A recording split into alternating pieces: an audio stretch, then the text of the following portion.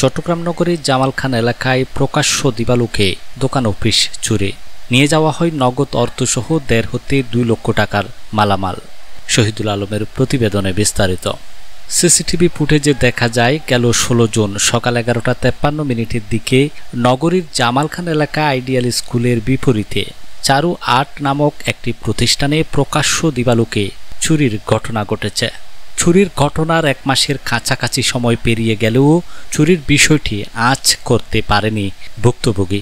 এক পর্যায়ে একের পর এক মালামাল খুঁজে না পাওয়াতে চেক করেন সিসিটিভি ক্যামেরা ফুটেজ। এরই মাঝে বেরিয়ে আসে আসল রহস্য।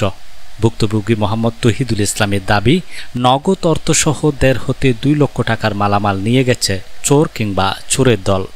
আমার নগদ অর্থসহ অনেক কিছু মালামাল নিয়ে গেছে। এখানের মধ্যে ছিল আমার ক্যাশে ছিল ৫৫,০০০ টাকার মতো, তারপর কিছু গুরুত্বপূর্ণ ডকুমেন্টস, আমার এক্সট্রা হার্ড ডিস্ক ছিল যেখানে আমার খুব গুরুত্বপূর্ণ ডকুমেন্ট ছিল, ক্যামেরা ছিল, তারপর আমার স্ক্যানার নিয়ে গেছে, তারপর গিয়ে হচ্ছে আপনার ওই আমার স্পিন্ডাল, কিছু কেবল, এই টাইপের কিছু নিয়ে গেছে।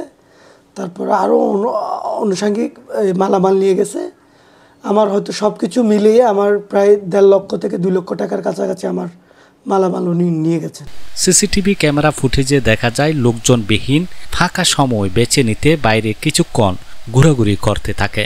ঘোরাঘুরির এক পর্যায়ে কিছুটা নিরিবিলি ফাঁকা অবস্থার সুযোগ নিয়ে অফিসের দরজায় গিয়ে চলার পথে যাত্রা বিরতির মতো করে অবস্থান করে চোর।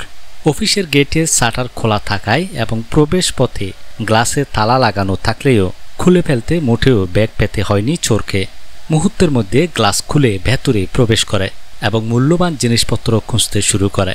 এ সময় ক্যাশে থাকা নগদ ৫৫,০০০ টাকা সহ computer, hard disk, scanner, printer, digital camera, মজুতকৃত কেবল, কম্পিউটার অ্যাক্সেসরিজ ও গুরুত্বপূর্ণ ডকুমেন্টস সহ প্রায় ১.৫ হতে ২ লক্ষ টাকার মালামাল চুরি করে নিয়ে যায় বলে জানান ভুক্তভোগী তহিদুল ইসলাম। উক্ত ঘটনায় ভুক্তভোগী কোতোয়ালি থানায় যোগাযোগ করলে প্রশাসন দ্রুত ঘটনাস্থল পরিদর্শন করেন।